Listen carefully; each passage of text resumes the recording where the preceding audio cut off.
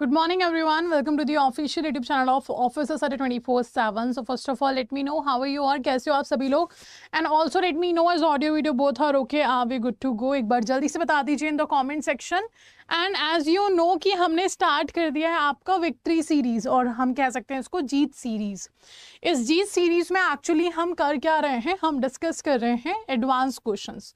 Advance questions in the sense मैं बोल सकती हूँ आप लोगों से यहाँ पर कि हम स्टेटमेंट बेस्ड क्वेश्चंस को यहाँ डिस्कस करेंगे, थोड़ी लेंथी क्वेश्चंस को डिस्कस करेंगे, या फिर हम बोल सकते हैं filling the blanks match the following. वो सेम पैटर्न हम फॉलो करेंगे इस सीरीज के अंदर जो आपका एक्चुअल में IIBF ने मई अक्टूबर में 2023 में पूछा है. तो एज वी हैव सीन मई और अक्टूबर 2023 का पेपर टफ था. The same thing we are expecting, tough ही होगा पेपर, है ना, ताकि इजीली निकाला ना जा सके. टफ ही होने वाला है paper. So accordingly advance questions हम प्रैक्टिस करें. आज का जो सेशन है हमारा क्लास नंबर 2 है आपका, और इस क्लास नंबर 2 में IEIFS जैसे कि आपको पता है हमने मॉड्यूल डी से स्टार्ट किया है.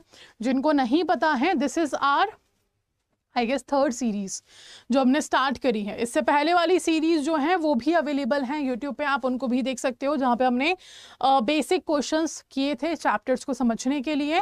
वो प्लेलिस्ट आपका अवेलेबल है ऑफिसर स्टडी 24/7 यूट्यूब चैनल पे, वहाँ से जाके आप देख सकते हो. और ये जो सीरीज़ है ये हमने कल ही से स्टार्ट करी है. तो आज जैसे कि आप देख रहे हो सेकेंड क्लास है आपका, ठीक है. कल ही से हमने स्टार्ट किया, और इस सीरीज़ में मैंने स्टार्ट किया Indian economy, Indian financial system को मॉड्यूल डी के साथ. तो मॉड्यूल डी में ये सारे चैप्टर्स हैं जो हमें पढ़ने हैं, यूनिट नंबर 29 से लेकर 45 तक. और कल वाली क्लास में हमने यूनिट नंबर 29 को डिस्कस किया था. आज की क्लास में हम डिस्कस करेंगे यूनिट नंबर 30 को, जो कि है आपका मनी मार्केट. ठीक है, ये हमारा आज का चैप्टर है, दैट इज मनी मार्केट. अब अगर मैं बात करूं थोड़ी सी पहले मनी मार्केट के बारे में, तो what actually the money market is. Money market is a short term market. Money market है क्या? मनी मार्केट आपका शॉर्ट टर्म मार्केट है. Now who regulates money market? Money market को रेगुलेट कौन कर रहा है? RBI रेगुलेट कर रहा है. तो money market is regulated by RBI. Money market एक शॉर्ट टर्म मार्केट है जहां पर शॉर्ट टर्म फाइनेंशियल एसेट्स को यूज किया जाता है शॉर्ट टर्म फंड्स रेज करने के लिए. और ये जो शॉर्ट टर्म फाइनेंशियल एसेट्स होते हैं, they are the close substitute of money. ये मनी के क्लोज सब्सटीट्यूट होते हैं. सो क्लोज सब्सटीट्यूट होने का मतलब आप इनको इजीली कन्वर्ट कर सकते हो मनी में. That's the meaning of close substitute of money. चलिए, तो यहाँ पे अगर हम बात करें मनी मार्केट की, तो मनी मार्केट सिंपली आपका ऐसा मार्केट है जिसको RBI ने इंट्रोड्यूस किया है. शॉर्ट टर्म का मार्केट है लेस देन 1 ईयर. ठीक है, 364 डेज तक इसका ड्यूरेशन होता है. मनी मार्केट चैप्टर को जब हम डिटेल में पढ़ेंगे, जो कि बहुत ज़रूरी है, एक चीज़ मैं आपको पहले बता दूं कि only watching these YouTube sessions are not going to help you to clear the paper. YouTube session के साथ साथ कॉन्सेप्चुअल अंडरस्टैंडिंग बहुत ज़रूरी है. जब तक आप कॉन्सेप्ट्स को अंडरस्टैंड नहीं करोगे तब तक पॉसिबल नहीं है कि आपका पेपर जो है वो क्वालिफाई हो जाए. तो इट्स वेरी इंपॉर्टेंट कि आप कॉन्सेप्चुअल स्टडी साथ साथ करते रहें. और उसी के लिए if you are looking for a dedicated batch ना, तो आपका मंजिल बैच जो है, मंजिल बैच स्टार्ट हो रहा है 26 फरवरी से, और मैं ही स्टार्ट कर रही हूँ इस बैच को. 26 फरवरी से ये बैच स्टार्ट हो रहा है. और इस बैच में एक्चुअल में हो क्या रहा है, मैं स्टार्ट करूँगी इस बैच को 26 फरवरी से, वो भी IE एंड IFS सब्जेक्ट के साथ, है ना. सो अगर आप एनरोल करना चाहते हो तो यूज़ द कोड Y496, आपको मैक्सिमम डिस्काउंट मिल जाएगा. 26 से स्टार्ट हो रहा है, इट्स ऑलरेडी 22, है ना. तो जल्दी से तैयार प्रिपेयर कर लो अपने आप को कि ये बैच हमें ज्वाइन करना है. चलिए, अब मनी मार्केट को, अच्छा, कॉन्सेप्चुअल स्टडी की जब हम बात करते हैं तो मनी मार्केट के इंस्ट्रूमेंट्स को, हर एक इंस्ट्रूमेंट को इन डेप्थ स्टडी करना पड़ेगा. जैसे कि अगर मैं बोलूँ call money, notice money, term money, certificate of deposit, commercial paper, treasury bills, repo transactions और repo operations, tri party repo operations we have, है ना. Apart from that cash management bill we have, etcetera. ये सभी instrument जो हैं ये money market के instrument, और इन सभी इंस्ट्रूमेंट्स को हमें क्या करना है, डिटेल में स्टडी करना है, बहुत ज़रूरी है. तो वो सारी चीज़ें कॉन्सेप्चुअल क्लासेस में हम करेंगे. अभी स्टार्ट करते हैं आगे सेशन को और बात करते हैं मनी मार्केट के ऊपर बेस्ड क्वेश्चंस की. ऑल्सो अगर ये सीरीज़ रेगुलर आप ज्वाइन करना चाहते हैं तो ये सीरीज़ मंडे टू सैटरडे चल रही है आपकी ऑफिसर स्टडी 24/7 यूट्यूब चैनल पे, और ये सीरीज़ का टाइम रहेगा मॉर्निंग 7:30 AM. ठीक है, तो रेगुलरली इस सीरीज़ को ज्वाइन करते रहिएगा. चलिए पहला जो स्टेटमेंट है पूछ रहा है आपका। अच्छा, question is about the treasury bill. So treasury bills या टी बिल्स आप इसको बोल दो, एक ही बात है। ये इशू कौन करता है? सेंट्रल गवर्नमेंट इशू करती है। ये तो हम सब जानते हैं कि ट्रेजरी बिल्स कौन इशू करते हैं? सेंट्रल गवर्नमेंट इशू करती है। Now which of the following is are correct about treasury bills? इनमें से कौन सा ट्रेजरी बिल को लेके करेक्ट है? पहला बोल रहा है T-bills are money market instrument offered for the purpose of financing short-term debt obligation of the government of India। ठीक है। सेकेंड अच्छा, इसी स्टेटमेंट में आगे बोला गया कि ये 3 टाइप के होते हैं 91, 182, 364 through competitive and non competitive bidding process of auction. 3 तरीके के होते हैं। ये पहला स्टेटमेंट है। दूसरा स्टेटमेंट बोल रहा है the investment in bills may be made by any person resident in India including state governments, firms, companies, corporate bodies, institutions, trust and retail investors. ठीक है। अच्छा, थर्ड स्टेटमेंट बोल रहा है कि NRI, overseas citizen of India, foreign portfolio investors भी eligible हैं आपकी ट्रेजरी बिल में इन्वेस्ट करने के लिए, पर उनको सरकार से अप्रूवल लेना होगा और फॉरेन एक्सचेंज मैनेजमेंट एक्ट के अकॉर्डिंग ये प्रोविजंस को फॉलो करेंगे तो इन्वेस्टमेंट ट्रेजरी बिल में कर सकते हैं। अब आपको बताना है टी बिल से रिलेटेड आपका इनमें से कौन सा स्टेटमेंट करेक्ट है। ट्रेजरी बिल को लेकर इनमें से कौन सा स्टेटमेंट करेक्ट है, that you have to answer.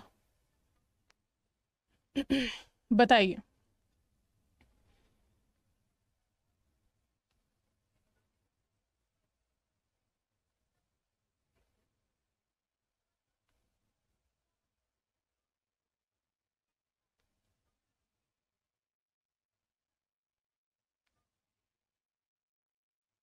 Okay, तो right answer will be all of the above. सारे ही स्टेटमेंट्स आपके ट्रेजरी बिल को लेके करेक्ट हैं। सेंट्रल गवर्नमेंट सिक्योरिटी है, 3 टाइप का होता है। शॉर्ट टर्म फंड्स को रेज कर सकते हैं up to 364 days. Individual, resident या कॉर्पोरेट या फर्म्स, ये सब तो इन्वेस्ट कर ही सकते हैं। साथ ही में एनआरआईज, ओसीआईज और पीआईज, एफपीआईज ये भी इन्वेस्ट कर सकते हैं अगर गवर्नमेंट का अप्रूवल ले लें और फैमा के प्रोविजंस को फॉलो करें तो राइट आंसर आपका क्या हो गया? D. All are correct. Next question. Next we have which of the following is are correct about CD? इनमें से कौन सा स्टेटमेंट आपका करेक्ट है about CD? Now what is CD? CD का मतलब होता है simply certificate of deposit. CD means what? Certificate of deposit. तो पहला स्टेटमेंट बोल रहा है certificate of deposit is a negotiable money market instrument, issue होता है डीमेटलाइज फॉर्म में, by whom? By the scheduled commercial banks and selected all India financial institution that have been permitted by RBI to raise short term resources, जिनको allow किया गया RBI के through क्या करने के लिए? शॉर्ट टर्म रिसोर्सेज के थ्रू या फंड्स रेज कर सकते हो। सेकेंड बोल रहा है कि टेन्योर जो है इसका मिनिमम 7 डेज है, मैक्सिमम 1 ईयर है, पर मैक्सिमम जो इशू हुए हैं वो हुए हैं 3 मंथ्स, 6 मंथ्स या 12 मंथ्स वाले ट्रेजरी बिल्स। नेक्स्ट जो है ये कह रहा है, सॉरी ट्रेजरी बिल नहीं, certificate of deposit. Next statement कह रहा है कि CDs can be issued to individuals, corporates, company, trust, funds, associate etcetera. NRI जो है वो भी अलाउ है CDs को सब्सक्राइब करने के लिए। मिनिमम अमाउंट 5 लाख होता है। अच्छा, इसके ऊपर जाना हो तो thereafter multiple of 5 lakh allowed होगा। तो ये है सर्टिफिकेट ऑफ डिपॉजिट। अब आपको बताना है इसमें से कौन सा स्टेटमेंट करेक्ट है अबाउट सर्टिफिकेट ऑफ डिपॉजिट। अच्छा, एक और चीज याद रखिएगा, सर्टिफिकेट ऑफ डिपॉजिट क्योंकि इशू करते हैं बैंक्स एंड फाइनेंशियल इंस्टीट्यूशंस, इसीलिए ये सिक्योर्ड होते हैं। Banks and financial institution issue कर रहे हैं, इसीलिए आपके सर्टिफिकेट ऑफ डिपॉजिट क्या होंगे? सिक्योर्ड इंस्ट्रूमेंट होंगे। ठीक है, चलिए बताइए राइट आंसर क्या होगा? A, B, C और D। Which of the following will be correct? A, B, C और D।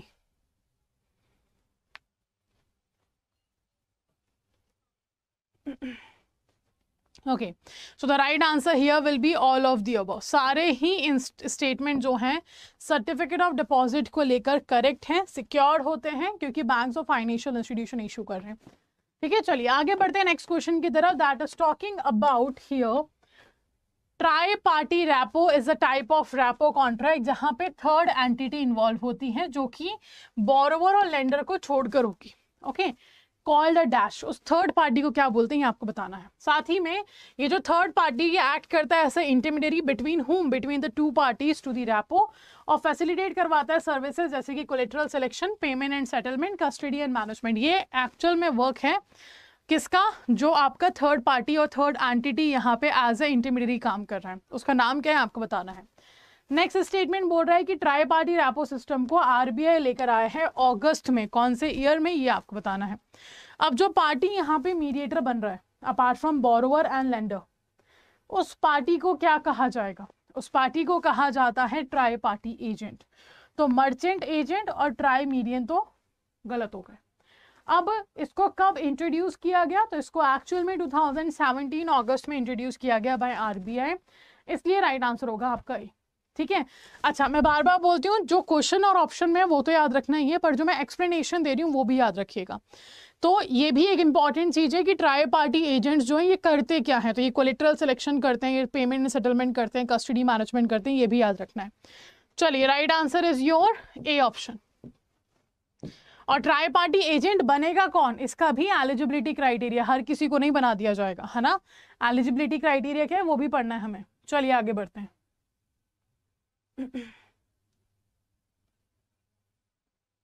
Okay, next question is about LTRO. LTRO क्या है? Long term repo operations. अच्छा, तो मनी मार्केट के अंदर रैपो ऑपरेशंस हम पढ़ते हैं, ट्राई पार्टी रैपो पढ़ते हैं, लॉन्ग टर्म रैपो ऑपरेशंस पढ़ते हैं, और एक और है, वो क्या है हमारा? Targeted long term repo operations. ये क्या है देखते हैं अभी। तो बोला जा रहा है कि एलटीआरओ लॉन्ग टर्म रैपो ऑपरेशंस को आरबीआई ने फैब 2020 में इंट्रोड्यूस किया। सही है, कोविड के टाइम पे आया था। Which of the following is are the objective of LTRO? क्यों लेके आया आरबीआई एलटीआरओ को? लॉन्ग टर्म रैपो ऑपरेशंस लाने की पैंडेमिक में जरूरत क्या पड़ी?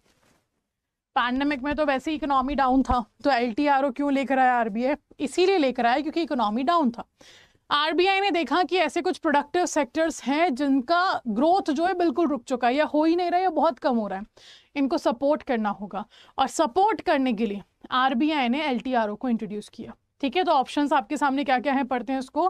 पहला बोल रहा है एनकरेज करना था बैंक को to undertake maturity transformation smoothly and seamlessly so as to augment credit flow to productive sectors.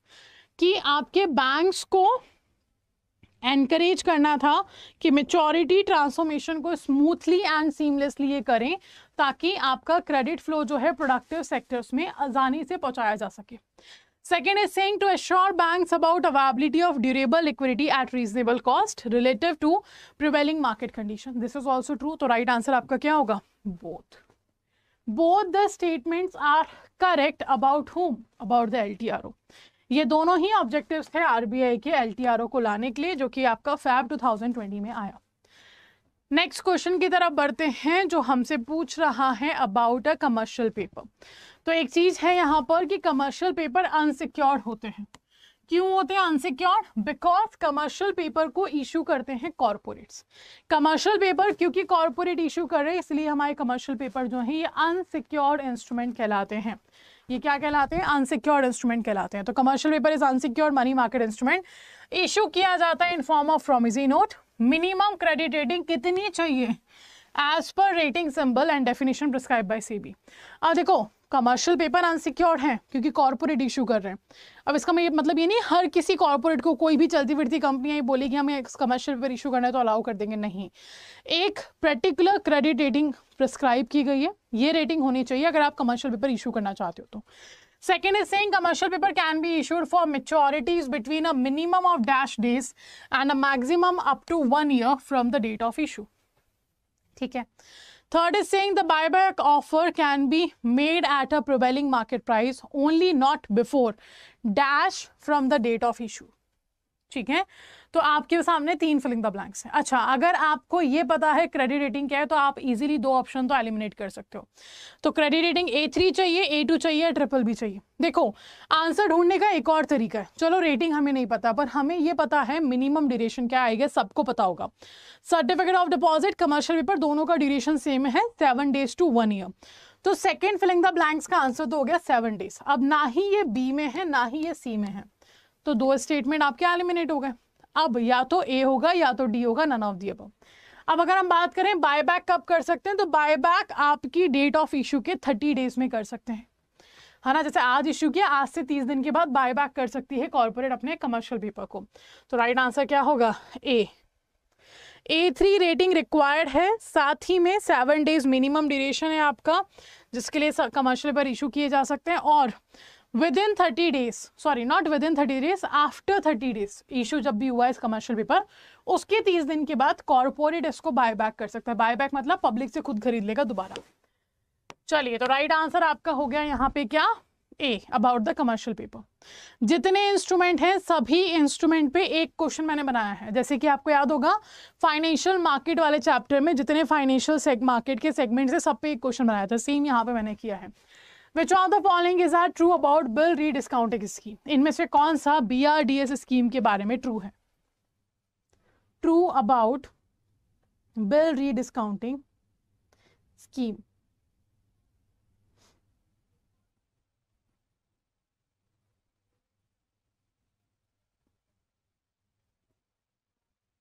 Okay, पहला बोल रहा है कि जो टेन्योर है BRDS ट्रांजैक्शन का वो 15 है मिनिमम और मैक्सिमम 90 है। सेकंड बोल रहा है ये ट्रांजैक्शन कैरीड आउट होता है ऑन अ डिस्काउंटेड बेसिस, और फॉलोइंग फीचर से, फीचर क्या है कि इंटरेस्ट जो कैलकुलेट होगा एक्चुअल और 365 बेसिस पे होता है। तो इनमें से क्या लगता है आपको, A, B, C और D, कौन सा स्टेटमेंट आपका ट्रू है about the BRDS scheme, bill rediscounting scheme? Bill rediscounting scheme को इंट्रोड्यूस किया गया RBI के थ्रू फॉर द 2 पर्पसेस। पहला, लिक्विडिटी प्रॉपरली मार्केट में लाने के लिए, दूसरा आपके बिल कल्चर को प्रमोट करने के लिए। अब होता क्या है, लेट्स से मैं एक कस्टमर हूँ बैंक की, मुझे ट्रेड बिल्स मिले हैं, उसकी पेमेंट इन फ्यूचर होगी और मुझे इमीडिएट कैश रही है, तो वो बिल लेके मैं बैंक के पास जाती हूँ, उसको डिस्काउंट करवा ली, that's a discounting of bill. तो जिस भी बैंक से मैंने उसको डिस्काउंट करवाया है वो बैंक क्या करेगा, उसको जब लिक्विडिटी की जरूरत होगी तो वो बैंक किसी दूसरे बैंक और फाइनेंशियल इंस्टीट्यूशन के पास जा सकता है, क्या करने के लिए, लिक्विडिटी लेने के लिए, और जब वो उसी बिल को दोबारा डिस्काउंट करवाते हैं तो उसको हम रीडिस्काउंटिंग बोल देते हैं। ठीक है, तो चलिए बताइए क्या होगा राइट आंसर यहाँ पे? राइट आंसर होगा both the statements are true, दोनों ही स्टेटमेंट ट्रू है। मिनिमम मैक्सिमम ड्यूरेशन याद रखिएगा, साथ ही में आपके जो बेसिक फीचर्स हैं वो याद रखिएगा। तो right answer is C. Next question TLTRO के ऊपर है। TLTRO क्या है? Targeted long term repo operation. इसमें बोला जा रहा है कि as per the TLTRO implementation RBI conducted auction of targeted term repo, वो भी अप टू 3 years, एक्चुअल में ड्यूरेशन 1 साल और 3 साल का आपका रहेगा। ठीक है, of appropriate sizes for a total amount of up to dash crore, वो भी फ्लोटिंग रेट पे, जो आपकी पॉलिसी रेट से, पॉलिसी रेपो रेट से लिंक्ड है। अब अगर आपको ये याद है कि टोटल RBI ने TLTRO के अंदर कितना पैसा, है ना, बात करी है पहुंचाने की पब्लिक तक और द प्रोडक्टिव सेक्टर्स तक with the help of repo operations, पहले बैंक को दिया जाएगा, बैंक को बोला गया है कि आप प्रोडक्टिव सेक्टर्स में दो। अगर आपको टोटल अमाउंट पता है तो यहीं पे आपका आंसर मिल जाएगा, आगे पढ़ने की भी जरूरत नहीं है। ठीक है, चलिए सेकंड बोल रहा है 4 ट्रांचेस हुए हैं TLTRO के, और वो ऑक्शन अमाउंट जो था डैश करोड़ था हर का, ईच का, है ना, कि 4 ट्रांचेस में डैश सेम अमाउंट का आपका TLTRO इशू किया गया। ऑन 17 अप्रैल RBI ने जो TLTRO का 2.0 है ना फेस लेकर आया था, उसका अमाउंट डैश करोड़ था। तो अब आपको आंसर देना है, देखो पूरा न्यूमेरिक वैल्यूज हैं, है ना, पूरा क्वेश्चन उस पर बेस्ड है, ये वैल्यूज याद रखिएगा, इंपॉर्टेंट है। So right answer is actually A, 1 lakh crore total है। 4 ट्रांसेस जो आए थे, ईच ट्रांस जो था वो 25,000 करोड़ का था, और TLTRO 2.0 जो इशू किया था वो 50,000 करोड़ का था। तीनों अमाउंट याद रखने इंपॉर्टेंट है। ठीक है, राइट आंसर इज ए। चलिए, dash is a repurchase agreement enter into between eligible counter parties for borrowing and lending of funds on a collateralized basis.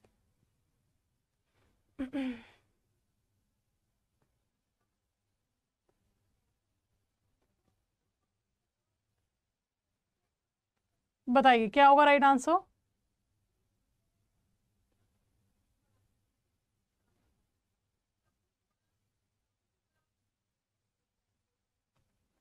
Okay, repo, reverse repo, MSF। अब देखो repurchase agreement लिखा है, MSF तो होगा ही नहीं ना।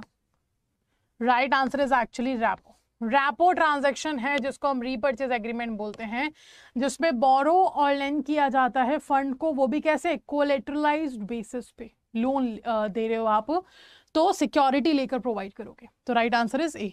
ठीक है, next, dash are 2 approved tri party agents. ये आपके दो अप्रूव्ड ट्राई पार्टी एजेंट्स हैं, CCIL NSE, BSE NSE, SPM CIL BSE और नन ऑफ दी अबव। बताइए, dash are 2 approved tri party agents. कौन है इनमें से दो अप्रूव्ड ट्राई पार्टी एजेंट? और देखो SPM CIL की मैं बात करूं, it is security printing and minting corporation of India limited. Security printing and minting corporation of India limited ये गवर्नमेंट ऑफ इंडिया का कॉर्पोरेशन है जो हमारे 4 प्रेस, 4 मिंट और एक पेपर मिल को सुपरवाइज करता है ना। तो जितने भी करेंसी नोट्स बन रहे हैं, कॉइन्स बन रहे हैं, गवर्नमेंट सिक्योरिटीज़ के पेपर बन रहे हैं, पोस्ट ऑफिस के डॉक्यूमेंट्स बन रहे हैं, वो सब जो मैन्युफैक्चर हो रहा है, प्रिंटिंग मिंटिंग हो रहा है, वो सब SPM CIL के अंदर आता है, यानी कि सारी 9 यूनिट्स इसके अंदर है। ठीक है, तो ये तो कोई लेना देना नहीं है ट्राई पार्टी एजेंट से। बॉम्बे स्टॉक एक्सचेंज NSE दोनों ही नहीं है, सिर्फ और सिर्फ कौन है? NSE है और CCIL है। CCIL is what? Clearing corporation of India limited. ये गवर्नमेंट ऑफ इंडिया का कॉर्पोरेशन है जो कर क्या रहा है? ये गवर्नमेंट ऑफ इंडिया का कॉर्पोरेशन है जो गवर्नमेंट सिक्योरिटीज की सेटलमेंट में हेल्प करता है RBI को, साथ ही में अप्रूव्ड ट्राई पार्टी एजेंट भी है। ठीक है, so these are the 2 approved tri party agents under the tri party repo, CCIL और NSE। ठीक है, चलिए आगे देखते हैं। Next, Usance promissory note drawn by discounting bank against the underlying bills. While rediscounting the bills, actual endorsement and delivery of these bills are not necessary. ठीक है, यानी कि क्या हो रहा है आपका? अभी मैंने BRDS के बारे में आपको बताया था। इस स्कीम के अंदर पहले एक कस्टमर का डिस्काउंटिंग कर रहा है बैंक। मैं एक कस्टमर हूँ, मैं एक बैंक के पास गई, बैंक ने मुझे बिल डिस्काउंट कर दिया। फिर मेरा जो बैंक है वह किसी दूसरे बैंक के पास जा रहा है, वहां से रीडिस्काउंटिंग करवा रहा है उस बिल को। ठीक है, फॉर एग्जाम्पल अब ये जो रीडिस्काउंटिंग हुआ है, तो मैंने तो अपने बैंक को क्या दिया होगा? वो ट्रेड बिल दे दिया। अब जो मेरा बैंक आगे जा रहा है रीडिस्काउंटिंग करवाने, उसको भी तो कोई प्रूफ सिक्योरिटी देनी पड़ेगी, तो वो इसी ट्रेड बिल पे derivative usance promissory note issue करता है ना, DUPN जिसको हम बोलते हैं। और उस DUPN की वैल्यू जो है इस ट्रेड बिल के बेसिस पे ड्राइव की जाती है। ये प्रॉपर तरीका होता है BRDS स्कीम का कि पहले डिस्काउंटेड हुए बिल्स को रीडिस्काउंट करवाया जा रहा है बाय इशूइंग DUPN, है ना। चलो आंसर ही बता दिया मैंने, कोई नहीं। चलो, instead this promissory note is delivered. तो इन सिचुएशन में जो ट्रेड बिल मैंने अपने बैंक को दिया था डिस्काउंटिंग के वक्त, वो ट्रेड बिल जो है मेरे बैंक को रीडिस्काउंटिंग बैंक को देने की जरूरत नहीं है। आप डिलीवर कर रहे हो, एंडोर्स कर रहे हो, नहीं है जरूरत। उसके बिहाफ पर आप एक नोट इशू करके देते हो, और ये क्वेश्चन पूछ रहा है उसी नोट को क्या कहा जाता है? तो उस नोट को कहा जाता है DUPN, derivative usance promissory note. ये किस स्कीम के अंडर आता है? BRDS स्कीम के अंडर आता है। ठीक है, तो यहाँ पर सिंपली पूछा गया है कि यूजांस प्रॉमिसरी नोट जो कि ड्रॉ हुए हैं by discounting bank against the underlying bills while rediscounting the bills, तो actual endorsement और delivery of these bills जो है वो necessary नहीं है। इंस्टेड जो promissory note है वो डिलीवर्ड आप कर दो। ठीक है, और इस नोट की वैल्यू आप ड्राइव कर रहे हो अंडरलाइंग बिल से, तो उसको आप क्या बोलोगे? नोट को derivative usance promissory note. Derivative बोल ही इसीलिए रहे क्योंकि वैल्यू को आप अंडरलाइंग बिल्स से ड्राइव कर रहे हो। ठीक है,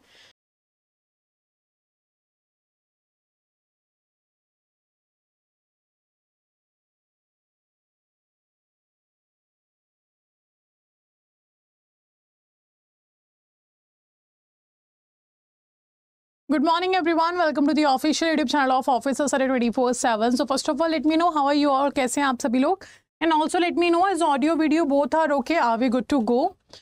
So as you know, हमने ये G सीरीज स्टार्ट किया है आपका, जहाँ पे हर दिन एक पर्टिकुलर यूनिट को हम डिस्कस कर रहे हैं फ्रॉम योर IE/IFS, और स्टार्ट हमने किया है मॉड्यूल D से, जहाँ पे हम financial market unit 29, money market unit 30 और capital market stock exchange unit 31 को हम डिस्कस कर चुके हैं ऑलरेडी। और अब जो हम डिस्कस करने जा रहे हैं that's your class number 4, module D का 4th यूनिट जो है वो हम डिस्कस करेंगे। सो IE/IFS सब्जेक्ट की ये सीरीज है आपकी, ये आपका पूरा मॉड्यूल B का यूनिट्स हैं, सिलेबस है। एंड आज जो हम डिस्कस करेंगे that will be your fixed income market, debt and bond market. ये है आपका आज का टॉपिक और आज की यूनिट जिसके ऊपर हम क्वेश्चंस प्रैक्टिस करेंगे, ठीक है। अच्छा, बिफोर मूविंग फॉरवर्ड, जो भी ऐसे कैंडिडेट्स हैं यहाँ पे जो पहली बार सेशन को देख रहे हैं या पहली बार ऑफिसर्स एट 24/7 चैनल पे आए हैं, तो I would love to inform you all, ये जो चैनल है आपको JIB, CIB, bank promotion exam से रिलेटेड सभी क्वेरीज के आंसर करेगा।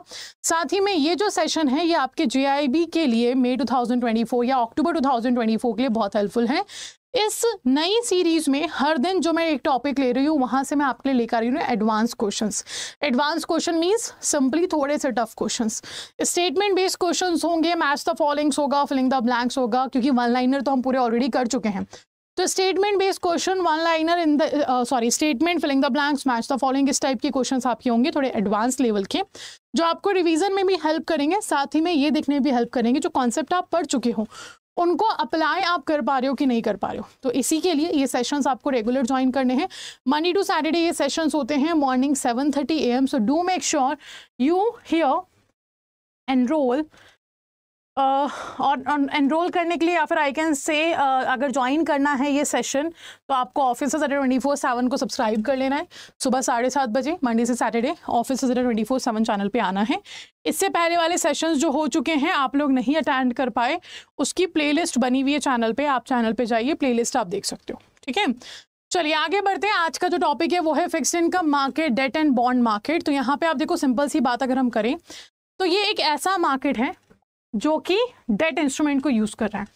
Y debt instrument? क्योंकि आप देख लो ना, इंस्ट्रूमेंट क्या है, डेट बॉन्ड, यानी कि ऐसे इंस्ट्रूमेंट जहां पे आप मार्केट से लोन उठा रहे हो और after a certain period of time with a certain rate of interest आपको वो लोन वापस भी करना पड़ेगा।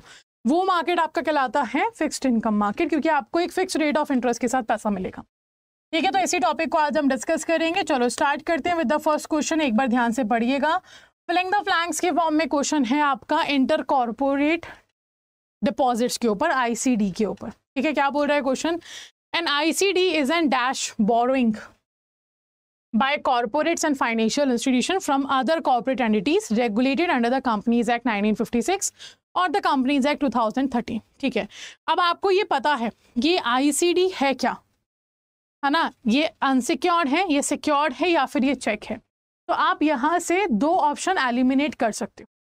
तो फर्स्ट ऑफ ऑल ICD क्या है? आपका इंटर कॉर्पोरेट डिपॉजिट जो है, इसमें कॉर्पोरेट्स आपस में एक दूसरे को फंड्स देते हैं। अब देखो, जब कॉर्पोरेट्स इन्वॉल्व है कि एक कंपनी दूसरी कंपनी को दे रहा है, एक कॉर्पोरेट दूसरे कॉर्पोरेट को लोन दे रहा है, तो क्या ये सिक्योर हो सकता है? हमने कमर्शियल पेपर पढ़ा था मनी मार्केट के अंदर, कमर्शियल पेपर कॉर्पोरेट्स इशू करते हैं इसलिए वो अनसिक्योर था, तो ये भी क्या होगा? अनसिक्योर होगा। यानी कि B और C ऑप्शन को तो आप एलिमिनेट कर दो। अब A को हम आंसर नहीं मान सकते क्योंकि नीचे नन ऑफ दी अबव भी लिखा है। अगर नीचे नन ऑफ दी अबव की जगह कुछ और टर्म दिया होता तो हम बोल देते A आंसर है, पर अभी हमें सारे फिलिंग द ब्लैंक्स चेक करने पड़ेंगे क्योंकि नन ऑफ दी अबव है। एलिमिनेशन आपका सिर्फ दो ही हो सकते थे जो हमने कर दिए। चलो आगे क्या बोल रहा है? The short term credit rating of the corporate would determine the rate at which the corporate would be able to borrow funds. The tenure of ICD may range from 1 day to 1 year, but the most common tenure for borrowing is for 90 days. Primary dealers, है ना, are only permitted to borrow in the ICD market. ठीक है। साथ ही ये बोल रहा है कि borrowing under ICD is restricted to dash of the net owned funds.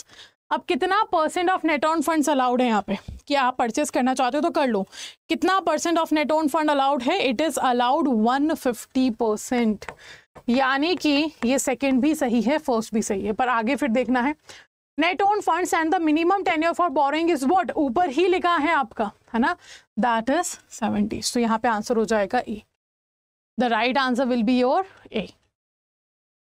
Okay, so unsecured है 150% ऑफ नेट ओन फंड होगा और 7 डेज आपका मिनिमम टेन्योर दिया गया है बोरोइंग के लिए। तो right answer will be your A. Okay, चलिए सेकंड क्वेश्चन है, ये बात कर रहा है आपसे RBI के थ्रू इंट्रोड्यूस स्कीम के बारे में, that is retail direct scheme, ठीक है। तो क्वेश्चन क्या है देखते हैं। In order to deepen the government security market and enable retail individual investor to participate in the process of nation building by giving them access to the government security market, RBI introduced RDS. Which of the following is the correct statement about RDS? तो RDS क्या है ये हमें पता है, it's a retail direct scheme, ठीक है, RDS को लेकर कौन सा स्टेटमेंट करेक्ट है आपको ही बताना है। पहले तो हम बोल रहे हैं retail investors to buy and sell the tradable dated security sovereign gold bonds state development loans. ठीक है, कि रिटेल इन्वेस्टर्स जो हैं वो इन सब में इन्वेस्टमेंट, इन सब की सेलिंग परचेजिंग कर सकते हैं, कि ट्रेजरेबल्स की भी हो सकती है, डेटेड सिक्योरिटी है, सॉवरेन गोल्ड बॉन्ड्स है, या स्टेट डेवलपमेंट लोन्स है, इन सब की ट्रेडिंग हो सकती है। Second is saying RDG account, retail direct gilt account, can be opened singly or jointly with another retail investor who meets the eligibility criteria. Third is saying RBI launched the retail direct scheme on 12th of November 2021. अब इन तीनों statement में से आपको क्या लगता है कौन सा स्टेटमेंट जो है आपका वो रिटेल डायरेक्ट स्कीम को लेकर करेक्ट है? एंड आपका आंसर होगा यहाँ पे ऑल ऑफ दी अबव। सारे ही स्टेटमेंट करेक्ट हैं about the retail direct scheme. ठीक है, तो रिटेल इन्वेस्टर्स के लिए बेहतर बनाने के लिए, इजी बनाने के लिए to invest in the government security इस स्कीम को इंट्रोड्यूस किया गया था, याद रखिएगा। ठीक है, तो right answer will be your D, all of the above. Next question हमसे पूछ रहा है यहाँ पर that which of the following is are correct about the role of FIMMDA। इनमें से कौन सा स्टेटमेंट जो है वो करेक्ट है about your fixed income market, है ना, fixed income money market and derivative association. तो आपको बताना है यहाँ पे FIMMDA के लिए, इसके रोल के लिए कौन सा स्टेटमेंट करेक्ट है।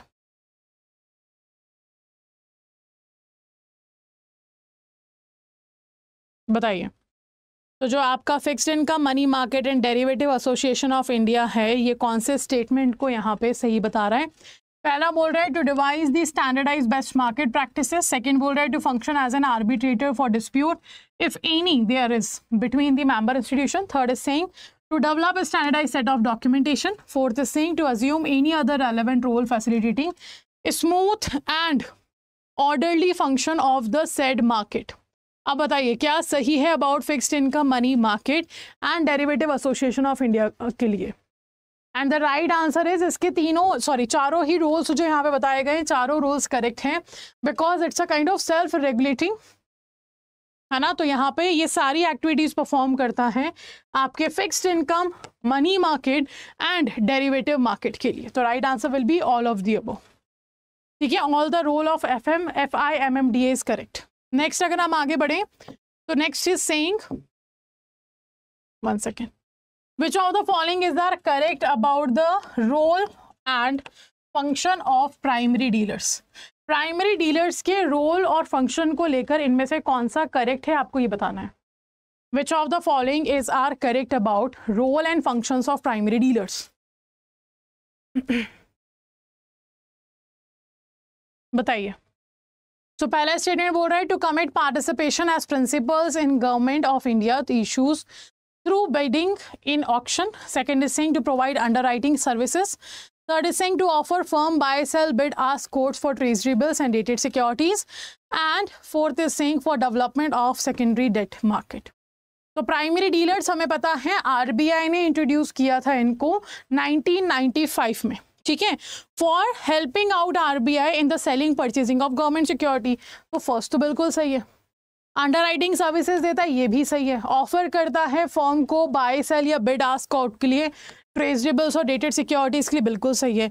सेकेंडरी डेट मार्केट में भी ये पार्टिसिपेट कर सकता है, ये भी सही है, डेवलपमेंट करेगा। तो it means all are correct, all are the statement which are correct about the primary dealers. तो आपका राइट आंसर हो जाएगा सी।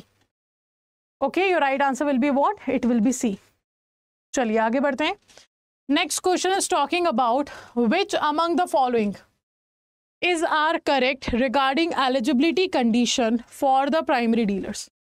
यहाँ पे कौन सा ऐसा स्टेटमेंट है जो करेक्ट है regarding the eligibility condition to become the primary dealer? क्या कोई भी प्राइमरी डीलर बन सकता है या कोई कंडीशन है? तो कंडीशंस तो है, कंफर्म है। पहला बोल रहा है कि किसी भी शेड्यूल कमर्शियल बैंक या ऑल इंडिया फाइनेंशियल इंस्टीट्यूशन के जो सब्सिडरी है वो बन सकता है। सेकेंड बोल रहा है सब्सिडरी या जॉइंट वेंचर हो जो इंडिया में सेटअप किया गया हो बाय किसी फॉरेन कंपनी।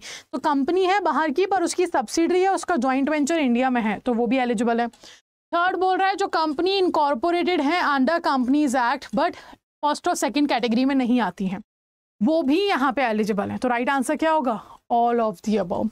ये तीनों ही क्राइटेरियाज जो हैं for become primary dealers are correct. तो राइट आंसर क्या होगा आपका? D, all are correct. ठीक है, राइट आंसर क्या होगा? D, all are correct. Next, देखो ऐसे देखने में लग रहा है कि कितना बड़ा क्वेश्चन है या कितना बड़ा स्टेटमेंट दिया हुआ है, पर क्वेश्चन बहुत सिंपल है ना? आपका क्वेश्चन बहुत सिंपल है, ध्यान से पढ़िएगा। What is RBI retail direct scheme? पूछ रहा है आरबीआई की रिटेल डायरेक्ट स्कीम क्या है। अब आपको एक एक 4 ऑप्शन दिए, यानी कि 4 डेफिनेशंस दिए, इनमें से बताना है कौन सा करेक्ट है। First is saying in order to deepen the government security market and enable retail individual investor to participate in the process of nation building by giving them access to the government security market, RBI launched retail direct scheme on 12th of November 2021। तो ये तो सही सा लग रहा है ना? बिल्कुल सही भी है। अब सेकंड क्वेश्चन की मैं बात, सेकंड ऑप्शन की मैं बात करूँ तो मुझे यहाँ पे ही गलत दिख रहा है। 14th को थोड़ी लॉन्च हुआ था। अगेन थर्ड में भी मुझे ये गलत दिख रहा है कि 14th को लॉन्च नहीं हुआ था। पर द फोर्थ ऑप्शन जो है आपका, फोर्थ ऑप्शन में 12th नवंबर ही डेट दिया हुआ है, पर आगे क्या दिया है? 2020, जबकि आया क्या था? 2021 में। So right answer will be your A option. तो देखो कितना सिंपल है। अब जरूरी नहीं है कि ऐसे एलिमिनेशन आपको डायरेक्ट नहीं मिल जाएगा, हो सकता है कि आपकी डेट्स में चेंज ना करके डेफिनेशन में कुछ चेंज कर दें। तो पढ़ना ध्यान से है, जिसको जितनी जल्दी एलिमिनेट कर सकते हैं वो एलिमिनेशन, यानी कि नेगेटिव पॉइंट ढूंढना है कि कौन सा आंसर बिल्कुल नहीं हो सकता है, तो आपको राइट आंसर इजीली मिल जाएगा। तो राइट आंसर क्या हो गया आपका? ए। मुझे पढ़ना भी नहीं पड़ा बी, सी और डी ऑप्शन को, सिर्फ डेट्स को देखकर मैं यहाँ पे समझ गई, क्योंकि डेट्स यहाँ पे चेंज दी हुई थी, है ना? अगर नहीं दी हुई होंगी तो पूरा स्टेटमेंट पढ़ना पड़ेगा। तो राइट आंसर इज ए। चलिए next question is talking about under of eligibility of investor of retail direct scheme. Retail investor as defined under the scheme can register under the scheme and maintain a RDG account if they have the following। अगर आपको RDG account maintain करना है तो क्या होना जरूरी है? पहला बोल रहा है रुपी सेविंग्स बैंक अकाउंट इंडिया में होना जरूरी है। दूसरा बोल रहा है पैन नंबर इशू होना चाहिए इनकम टैक्स डिपार्टमेंट से। थर्ड बोल रहा है कोई भी official valid document for KYC होना चाहिए। फोर्थ बोल रहा है वैलिड ईमेल आईडी आपकी होनी चाहिए। फिफ्थ बोल रहा है रजिस्टर्ड मोबाइल नंबर होना चाहिए। अब बताइए इनमें से क्या जरूरी है, और साथ ही में एक आंसर आप लोगों को देना है in the comment section. Comment section में ये मैं बता देती हूँ कि टोटल ऑफिशियल वैलिड डॉक्यूमेंट तुम्हारे 6 हैं, और उनके नाम क्या हैं, names of these official valid document आपको कमेंट सेक्शन में आंसर करना है। ठीक है, तो do let me know in the comment section कि नाम क्या है ऑफिशियल वैलिड डॉक्यूमेंट्स के। चलिए, तो राइट आंसर क्या होगा? ये सब जरूरी है, first, second, third, fourth and fifth. ये सब अगर किसी रिटेल इन्वेस्टर के पास है तो वो RDG अकाउंट खुलवा सकता है to invest in the retail direct scheme. ठीक है, तो राइट आंसर क्या होगा आपका? ए। 1 2 3 4 5 सभी करेक्ट है यहाँ पे। नेक्स्ट क्वेश्चन आता है आपका इंटर कॉर्पोरेट डिपॉजिट को लेकर, ये फिलिंग द ब्लैंक्स के फॉर्म में जो पूछ रहा है कि इंटर कॉर्पोरेट डिपॉजिट क्या है। तो ये हमने देख लिया, ये अनसिक्योर्ड है, तो बी ऑप्शन को हम हटा देते हैं। ठीक है, क्योंकि अनसिक्योर्ड है, अभी थोड़ी देर पहले देखा था। Financial institution for other corporate entities जो रजिस्टर्ड है कंपनीज एक्ट में। आगे बोल रहा है the corporate having surplus fund would lend to another corporate in the needs of fund. बिल्कुल सही है। This lending would be on dash basis. Dash basis means कैसे होगी? कोलेटरलाइज बेसिस पे होगी कि अनकोलेटरलाइज बेसिस पे होगी?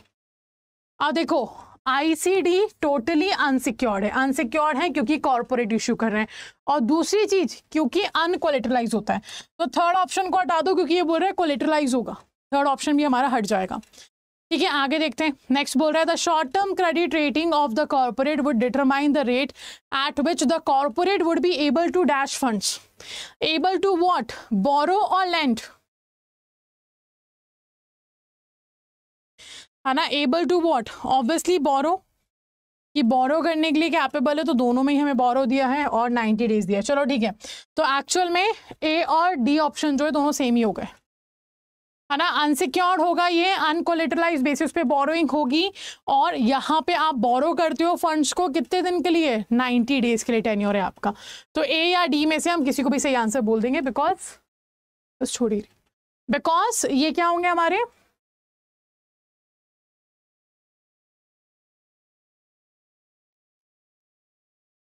Good morning everyone, welcome to the official YouTube channel of Officer Study 24/7. So first of all let me know how are you all, कैसे हो आप सभी लोग, और एक बार जल्दी से बता दीजिए इस audio video both are okay, are we good to go. तो चलिए स्टार्ट करते हैं सेशन को। एज यू नो कि ये जीत सीरीज जो है हमने स्टार्ट इसलिए करी ताकि हम एडवांस क्वेश्चंस को डिस्कस कर सकें। तो मंडे टू सैटरडे 7:30 AM पे आपको ये सेशन मिलेगा ओनली ऑन ऑफिसर स्टडी 24/7, जहाँ पे हम डिस्कस करेंगे कुछ advance questions related to your IEIFS subject. ठीक है, तो यहाँ पर सबसे पहले मैंने स्टार्ट किया मॉड्यूल डी से। रीजन क्योंकि अगर हम बात करें IEIFS की तो वी हैव 45 यूनिट्स। ठीक है, उन 45 यूनिट्स में से सबसे ज़्यादा कंटेंट जो हमें देखने को मिलता है वो मिलता है हमें कहाँ पे, मॉड्यूल डी के अंदर। मॉड्यूल डी जो है आपका यहाँ पे सबसे बड़ा है। तो as per the weightage of your syllabus हम पहले डी को कवर करेंगे, then C, then A and B को। ठीक है, this sequence I have taken. तो यहाँ पे Indian economy, Indian financial system, module D की आप बात करो तो ये है आपका फाइनेंशियल प्रोडक्ट एंड सर्विसेज, जो कि स्टार्ट होता है यूनिट नंबर 29 से। तो 29 मनी मार्केट, 29, 30, 31, 32 तो हम डिस्कस कर चुके हैं। आज जो हम डिस्कस करने वाले हैं that will B 33rd unit, और वो है फॉरेन एक्सचेंज मार्केट। तो 4 सेशंस हो चुके हैं, आज वाला सेशन 5th सेशन है। अगर आपने इससे पहले वाले सेशंस नहीं देखे हैं और इससे पहले वाली सीरीज नहीं देखी है तो ऑफिसर स्टडी 24/7 पे प्लेलिस्ट बना हुआ है, प्लेलिस्ट में जाइए, चेक कर लीजिए। सारे आपको सेशंस रिकॉर्डेड अवेलेबल मिल जाएंगे ऑन द प्लेलिस्ट। ठीक है, इन द प्लेलिस्ट, सॉरी। तो उसको देख लीजिए, है ना, डबल स्पीड में सारे सेशन देख लीजिए, because all the session are really helpful. सभी सब्जेक्ट के आपके लिए बहुत हेल्पफुल होने वाले हैं, तो उनको ज़रूर देख लीजिए। और आज से इनको रेगुलर ज्वाइन करने के लिए सुबह 7:30 बजे IEIFS के लिए आपको जुड़ना है। चलिए आगे बढ़ने से पहले थोड़ा सा डिस्कशन हम कर लेते हैं एक और इम्पॉर्टेंट इन्फॉर्मेशन के बारे में। वो ये है कि bilingual batch IE and IFS का मैंने स्टार्ट कर दिया है, एक और नया बैच है। और आई गेस बिकॉज मई में तो हमारा पेपर ही है, तो this will be the last comprehensive batch. ये आपका लास्ट कॉम्प्रीहेंसिव बैच हो सकता है, बिकॉज इसके बाद जो हमारे बैचेस आएंगे they will be kind of revision batches. ठीक है, तो if you have not done a conceptual study till yet, in depth study अभी तक नहीं किया है, तो this is the last live batch. Might be, हो सकता है और आ जाए, I can't give you 100% surety, but ज़्यादातर चांसेस यही है कि नहीं होगा। So that's why if you want a dedicated batch जहाँ पे आप पूरा कॉन्सेप्चुअल स्टडी कर सको तो इसमें एनरोल कर लीजिए। बैच का नाम है मंजिल, स्टार्ट हो चुका है 26 फरवरी से। कब से स्टार्ट हुआ है? 26 फरवरी से ये बैच आपका स्टार्ट हो चुका है। याद रखिए, बैच में जो आपका है वो कॉन्सेप्चुअल स्टडी होगा, डिटेल में स्टडी होगा। और अभी आज के लिए इस बैच पे 80% डिस्काउंट भी अवेलेबल है if you use the code Y496। ठीक है, so this is the information I wanted to give you all. चलिए अब आगे बढ़ते हैं और बात करते हैं आज के टॉपिक के बारे में। और आज का जो टॉपिक है हमारा, है ना, आज का जो टॉपिक है हमारा that is foreign exchange market. अब फॉरेन एक्सचेंज मार्केट है क्या? First of all, who regulates this market? RBI regulate this market. Foreign exchange market को रेगुलेट कौन कर रहा है? RBI रेगुलेट कर रहा है, जहाँ पे हम फॉरेन एक्सचेंज पे ट्रेडिंग कर रहे हैं। फॉरेन एक्सचेंज मार्केट है तो ट्रेडिंग किस पे होगा? फॉरेन एक्सचेंज पे। What is foreign exchange? Foreign currencies. देखो सिंपल सा, फॉरेन एक्सचेंज का मतलब होता है एक्सचेंज ऑफ करेंसीज। आप डॉलर को रुपी, रुपी को यूरो, यूरो को युआन, युआन को रुपी में कन्वर्ट कर रहे हो, ये एक्सचेंज ऑफ करेंसी जो कहलाता है वो फॉरेन एक्सचेंज कहलाता है। अब ये आप किसी भी पर्पस के लिए कर रहे हो वो यहाँ पे काउंट किया जाएगा। लेट्स से किसी ने मुझे एक्सपोर्ट का पेमेंट किया है डॉलर में, तो मैं उसको कन्वर्ट करवा रही हूँ इंडियन रुपी में, दैट इज़ फॉरेन एक्सचेंज। या फिर मुझे किसी को इंपोर्ट का पेमेंट करना है यूरो में और मैं रुपी को यूरो में कन्वर्ट करवा रही हूँ, वो फॉरेन एक्सचेंज है। या फिर हो सकता है NRIs जो है, नॉन रेसिडेंट इंडियंस हमारे जो हैं, वो बाहर कुछ अर्निंग कर रहे हैं और वो पैसा सेव इंडिया में करना चाहते हैं, क्योंकि after job they are going to settle down in India again, permanently वापस आने वाले हैं। तो उनको ये लगता है कि हमें जो पैसा हम वहाँ कमा रहे हैं हमें सेव इंडिया में करना चाहिए। और दूसरी चीज़ ये भी है कि अगर मैं सेविंग्स बैंक अकाउंट की बात करूँ तो इंडिया में एटलीस्ट 2.75% इंटरेस्ट तो मिल रहा है। फॉरेन कंट्रीज़ में उतना भी नहीं मिलता, 0.5, हार्डली 0.1 और 0.5 और 1% ऐसा कुछ इंटरेस्ट मिलता है। तो इफ़ NRIs वांट कि हम इंडिया में इस पैसे को सेव करें तो वो क्या करेंगे? वहाँ से तो डॉलर्स ही भेजेंगे या जो फॉरेन करेंसी वो भेजेंगे, इंडिया में उसको कन्वर्ट किया जाएगा, तो वो भी फॉरेन एक्सचेंज है। तो किसी भी पर्पज़ के लिए आप फॉरेन करेंसी एक्सेप्ट कर रहे हो और रुपी में कन्वर्ट कर रहे हो, या फिर किसी भी पर्पज़ के लिए आप फॉरेन करेंसी दे रहे हो और उसको आप रुपी दे रहे हो और उसको फॉरेन करेंसी में कन्वर्ट करवा रहे हो, ये सारे ट्रांजेक्शन्स आपके फॉरेन एक्सचेंज कहलाते हैं। ठीक है, और इन सबको रेगुलेट कौन करता है? RBI। और फॉरेन एक्सचेंज रिजर्व्स को मैनेज इंडिया में कौन करता है? RBI।